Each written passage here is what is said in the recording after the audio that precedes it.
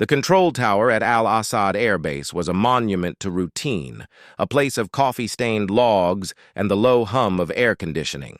Senior Airman Dan Fletcher was halfway through a lukewarm cup of coffee when the ghost called in. The voice on the radio was thin, strained, a wire pulled taut. Al-Assad Tower, this is Warthog Reaper, inbound with battle damage.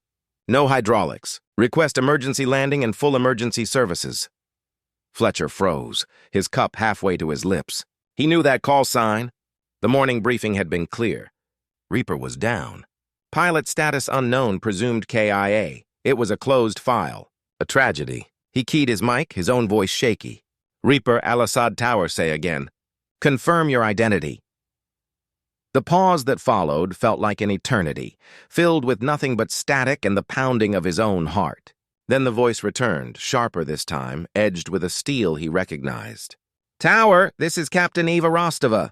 The bird is beat to hell, but I'm still flying it. Now, do you have a runway for me or not?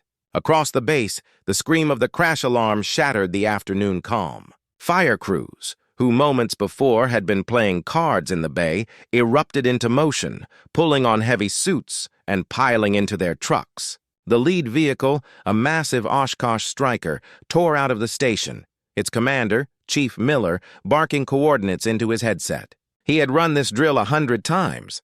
He had never seen it for real. As his truck raced towards the runway, he scanned the horizon. At first, he saw nothing. Then a smudge, a dark stain against the pale blue sky. It resolved into a shape, a silhouette he knew well but wrong, distorted.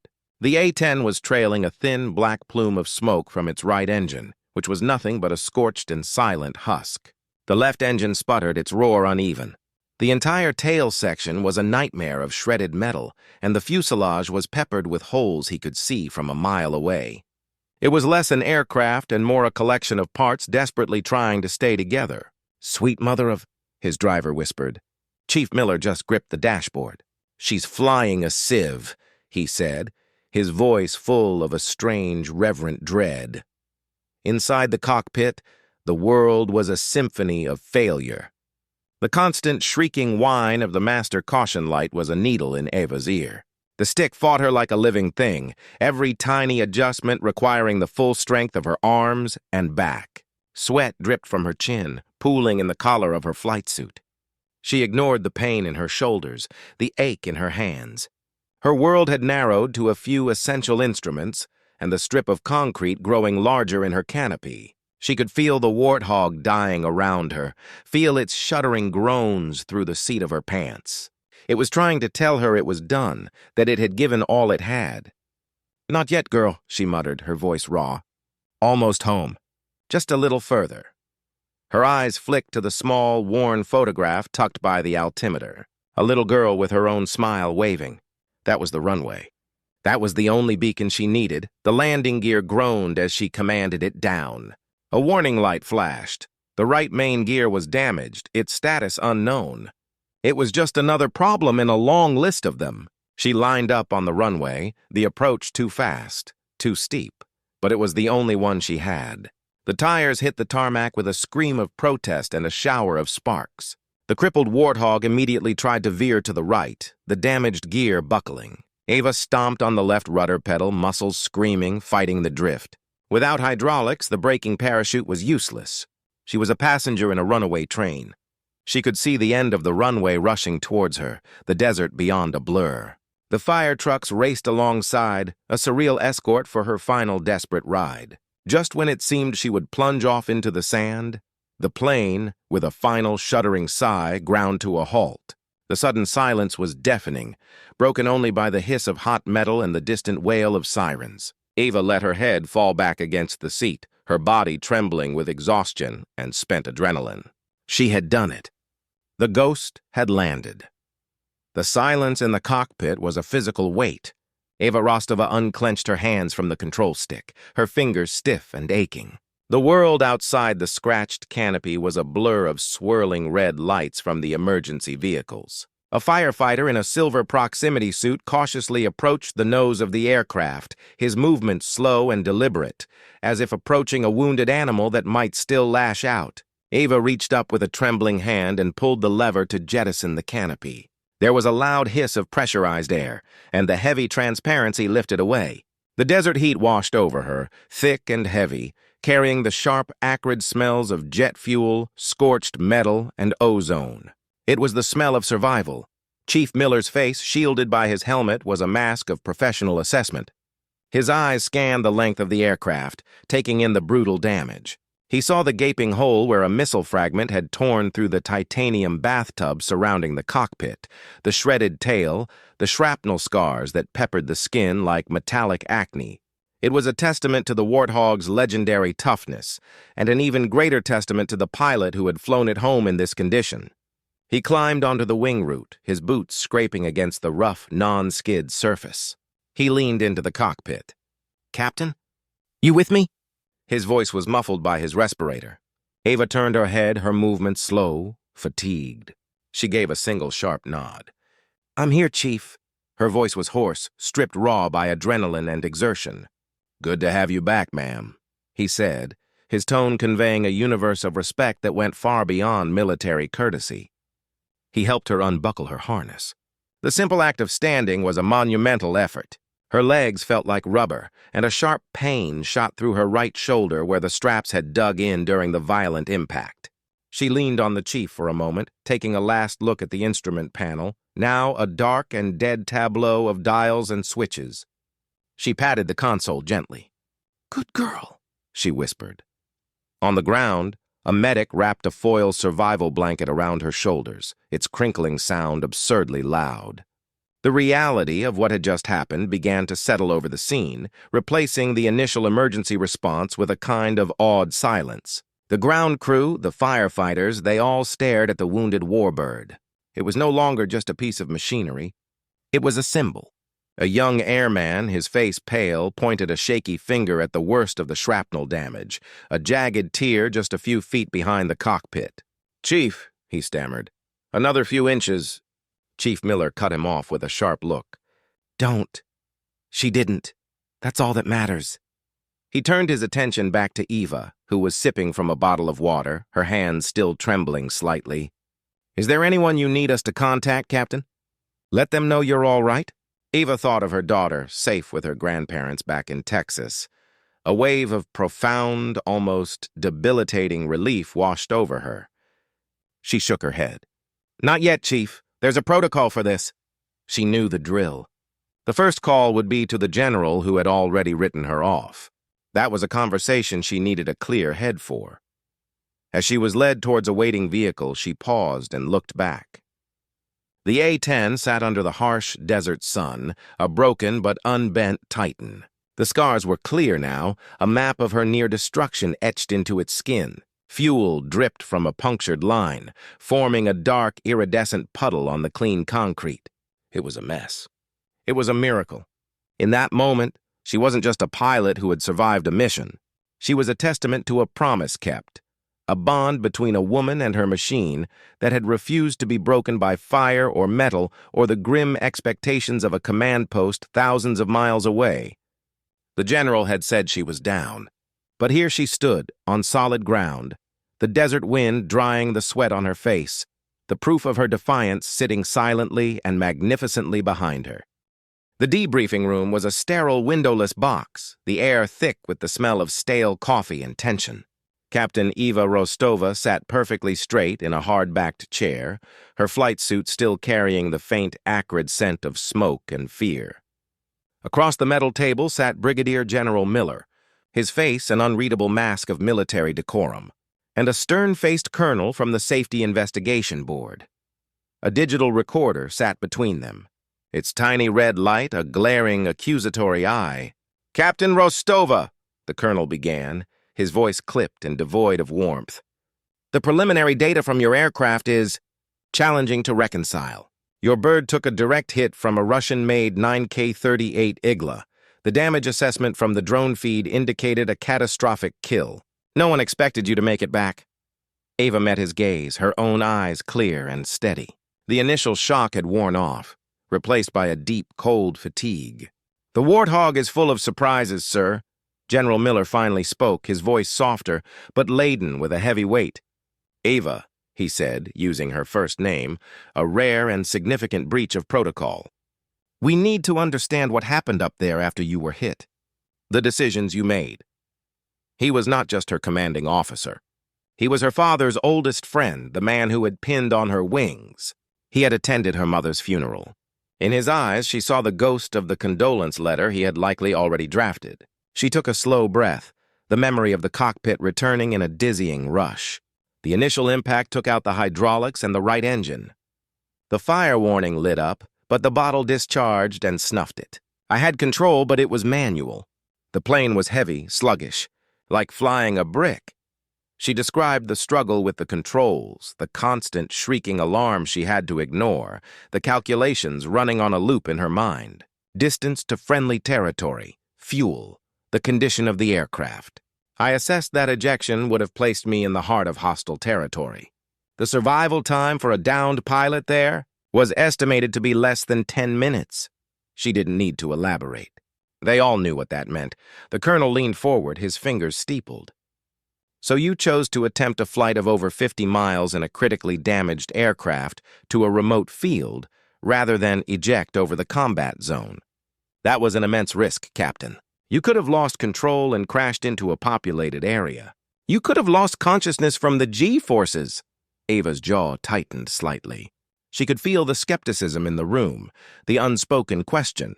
Was this heroism or recklessness? "The aircraft was responding, sir. It was wounded, but it was still flying. I had a duty to deny the enemy a captured pilot and intelligence. I also had a duty to the multi-million-dollar asset I was entrusted with." She paused, her voice dropping slightly. "And I had a duty to myself, to give myself a fighting chance."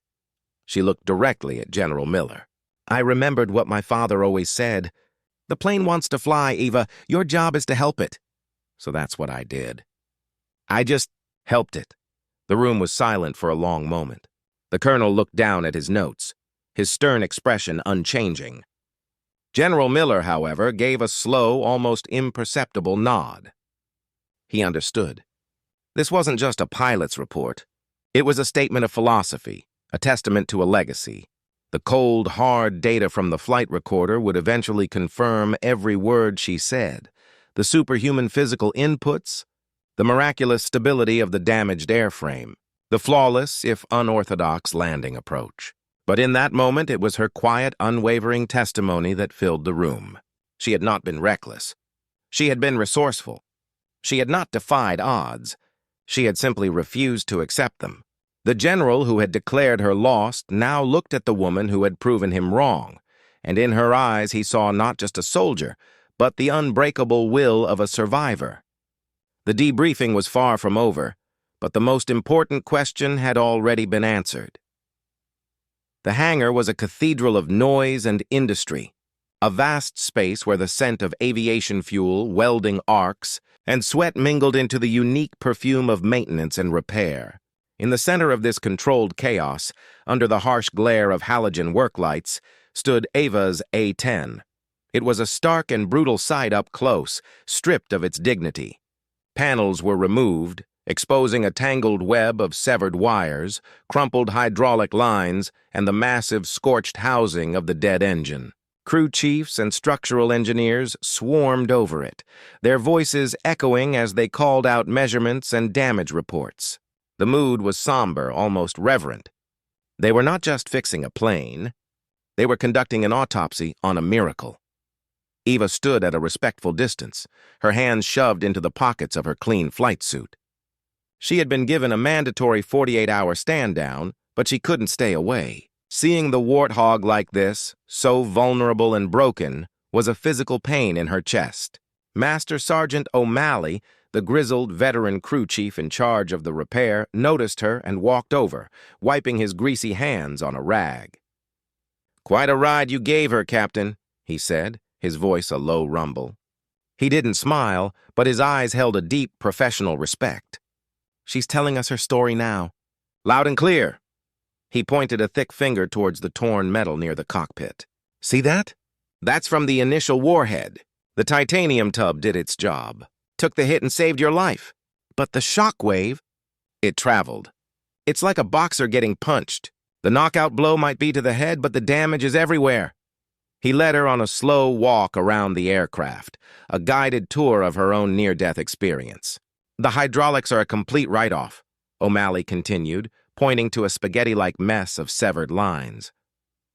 You flew this bird home on the manual reversion cables? Like driving a semi-truck with no power steering, uphill, during an earthquake. He stopped at the tail, where the damage was most horrific. The entire section was a mosaic of shrapnel holes and torn composite material. Rudder control was at about 40%. It's a wonder you could keep her straight. Ava listened, taking it all in. Each new detail, each technical explanation was a fresh wave of realization. The sheer number of individual system failures was staggering. The odds against her had been even greater than she had known in the cockpit, where her focus had been singular and survival-driven. She stopped at the left wing, where a crew member was carefully mapping the shrapnel damage with a template and a grease pencil. Dozens of small, dark circles marked the spots. "And this?" she asked, her voice quiet. O'Malley let out a long breath. "That, Captain, is where your luck ran out and your skill took over. Most of that is from the missile's fragmentation. It peppered the wing, compromised the skin, but didn't hit anything truly vital. A few inches inboard, and it would have taken out your remaining engine. A few feet forward, and it would have shredded the cockpit." He looked at her, his expression grim. "You weren't just flying a damaged plane. You were flying a disintegrating plane. Every second of that flight, it was coming apart around you." Ava reached out, her fingers not quite touching the cold, scarred metal. She remembered the vibrations, the shudders, the groans. She had felt it dying. Now she could see it. The reality of the gamble she had taken settled deep in her bones. It wasn't just a story of survival anymore. It was a story of 1,000 different things that had to go right. 1,000 tiny miracles of engineering and physics, all converging to allow one woman to defy the inevitable. The warthog in the hangar wasn't just a machine. It was a partner that had given its all, and in doing so, had given her everything. The video call connected with a soft chime. The image resolved into the familiar, comforting sight of her parents' living room in Texas. Her mother's face, usually lined with gentle smiles, was pale and drawn, her eyes red-rimmed. She clutched a tissue in a white-knuckled grip. Behind her, Ava's father, the retired colonel, stood with his hand on his wife's shoulder. His posture was ramrod straight, the old military bearing still there, but his face was a battlefield of conflicting emotions. Relief so profound, it looked like pain, and a shadow of the terror he must have felt. "Eva." Her mother's voice was a broken whisper. "Oh, my baby girl." She began to cry, quiet, helpless sobs that shook her shoulders. Ava felt a lump form in her own throat, her professional composure cracking under the weight of her mother's tears. "I'm okay, Mom. I'm safe.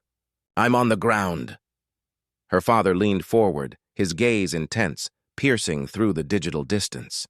"We got a call," he said, his voice gravelly with a tension he couldn't disguise. "From an aide at the Pentagon. It was vague. They said your aircraft had been involved in a significant incident, and they were assessing the situation. They told us to stand by for further information." He paused, the memory clearly agonizing. We knew what that meant.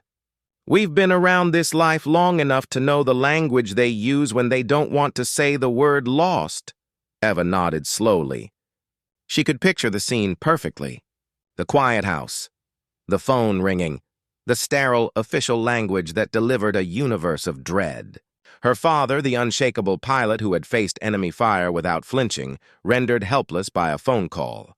Her mother, waiting for the second, definitive call that would shatter her world. "I'm so sorry you had to go through that," Eva said, her voice thick. "The mission? It went bad. Really bad. But the jet? Dad, the warthog, it's built for this. It brought me home." Her father's eyes narrowed, the pilot in him pushing past the father's fear. "Manual reversion?" he asked, the technical term hanging in the air between them. Ava gave a single sharp nod. "All the way. No hydraulics. Number 2 engine was a torch. It was a fight." "The whole way?" A strange look crossed her father's face then. It was a flicker of understanding, of shared experience that transcended generations of warfare. He knew. He knew what it meant to wrestle a dying machine, to feel it shudder and groan, to plead with it for just one more mile. The fear in his eyes was slowly replaced by a dawning, awestruck respect. 50 miles on the cables with a wounded bird, he murmured almost to himself. My God, Eva. He wasn't just her father anymore. He was a fellow aviator acknowledging an incredible feat of airmanship.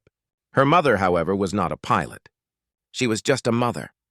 We were sitting here, waiting, she said, her voice gaining a little strength, fueled by the residual anger of that helplessness. We saw the news feeds. They were talking about an engagement, about air support. They didn't say your name, but we knew.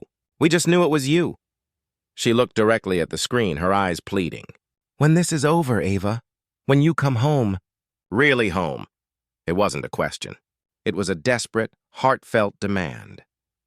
Eva looked at their faces, at the love and the fear and the immense relief, and the full, crushing weight of her responsibility settled upon her. Her duty wasn't just to her country or her command. It was to these two people waiting in a quiet living room thousands of miles away. The flight had been for the soldiers on the ground, for her own survival, but the landing was for them. I will, Mom, she promised, her voice steady and sure. I'm coming home. She saw her father give a slow, deliberate nod of approval. The crisis had passed, but the memory of it, the searing fear of that phone call would be etched into their family history forever. A stark reminder of the personal cost etched behind every line of a mission report. The summons came not through official channels, but as a quiet personal request from General Miller's aide. Ava was to meet him at the small base chapel. It was a simple, non-denominational space, empty at this hour save for the two of them.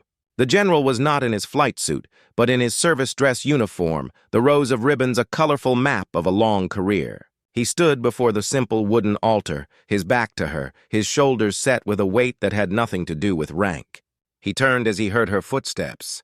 The professional mask he wore in the debriefing was gone. In its place was a raw paternal relief that made him look older and somehow more human. Ava, he said, her name a sigh in the quiet chapel. I owe you more than an apology. I owe you a debt I can never repay.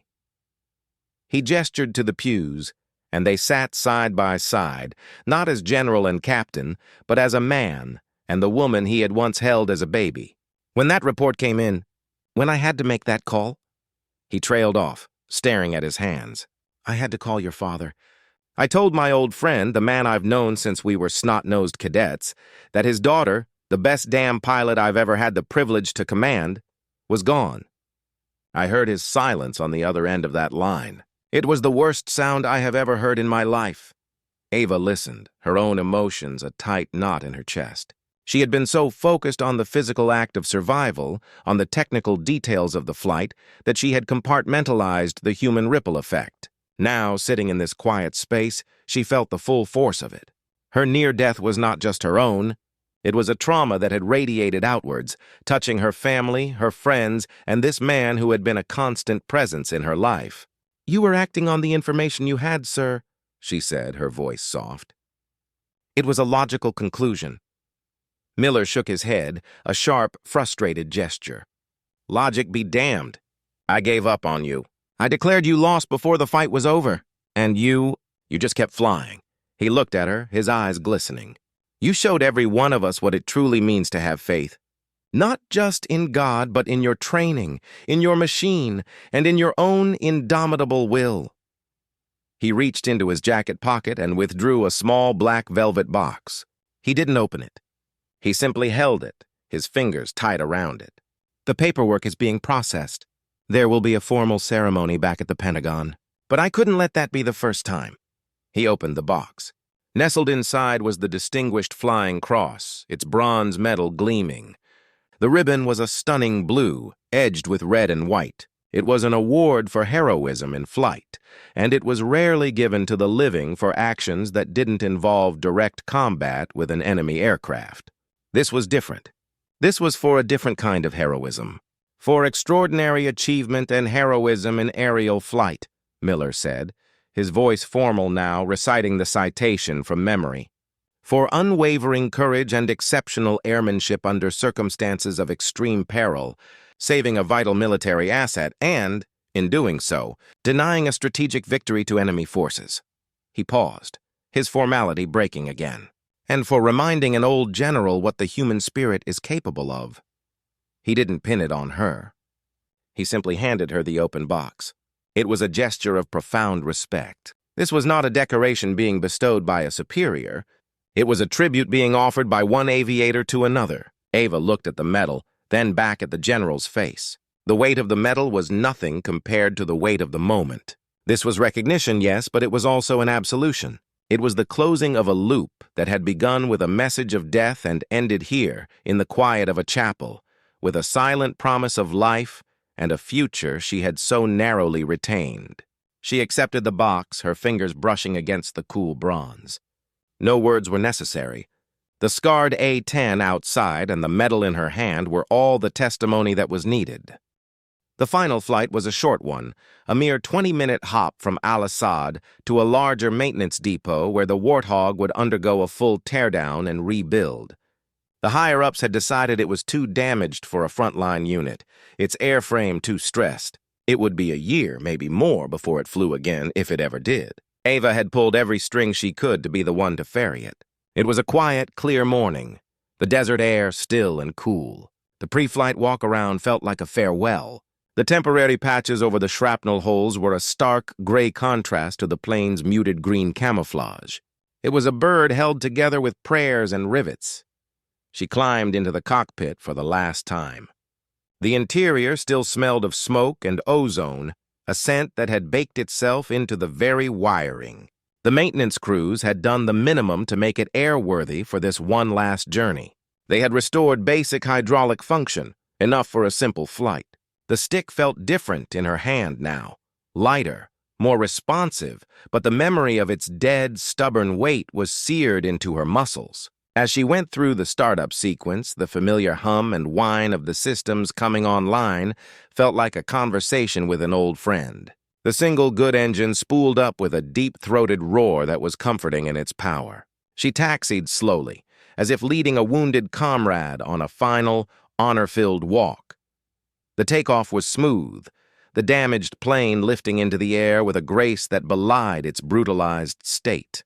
At 5,000 feet, she leveled off. The desert stretched out below, an endless sea of sand and rock. It was in this silence, away from the noise of the base and the pressure of debriefings, that the full force of what had happened finally broke through the wall of her professional calm. It started as a tightness in her chest, a constriction that made it hard to breathe. Then came the images, unbidden and vivid.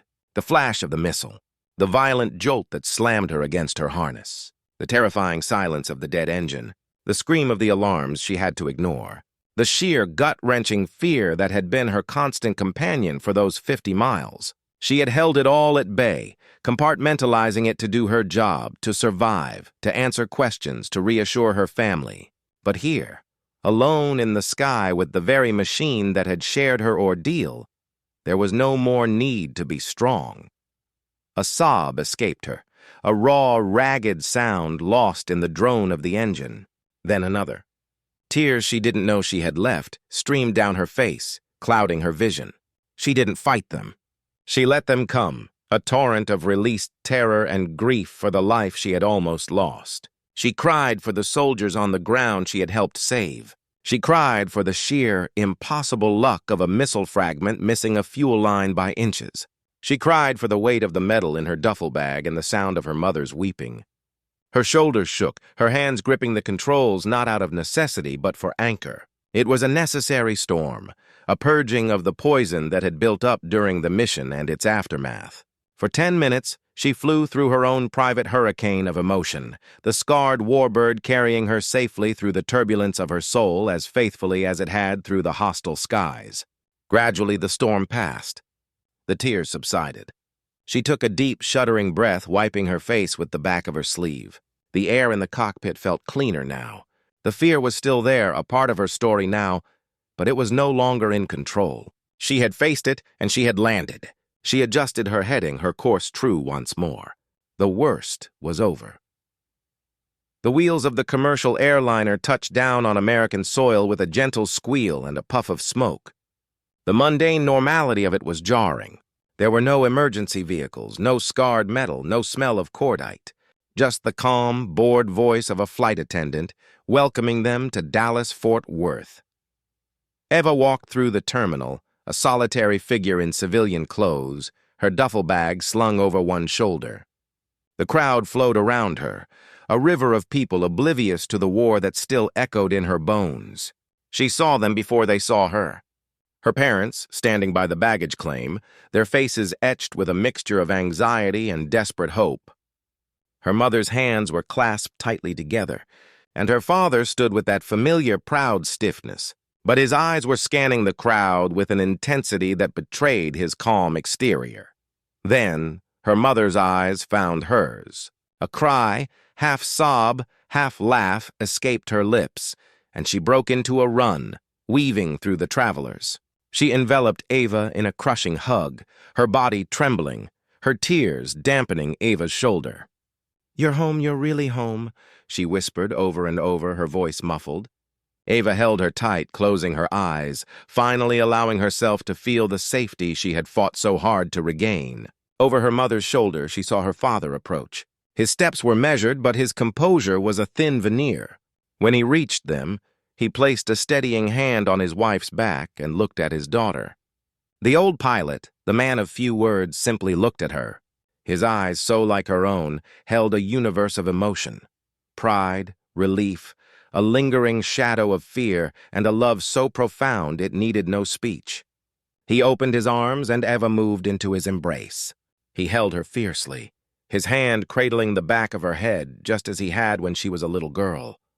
"Welcome home, kid," he rasped into her ear, his voice thick with everything he would never say out loud. The car ride home was quiet, filled with a comfortable silence that needed no words.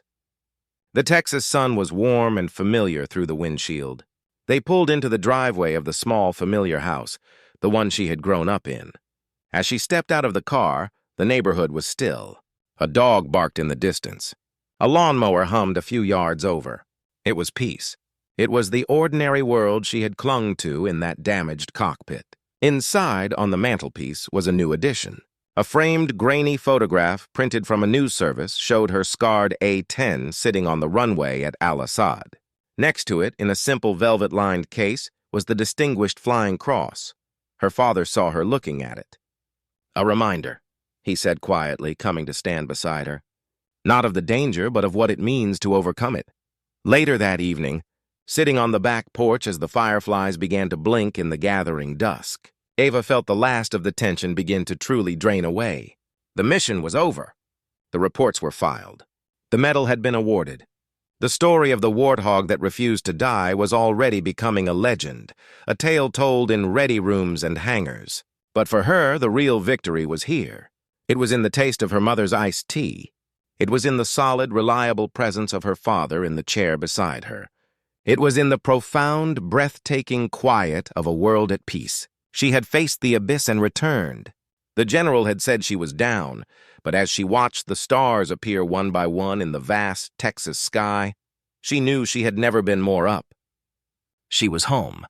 The war was there, and she was here, and for now, that was the only medal that mattered.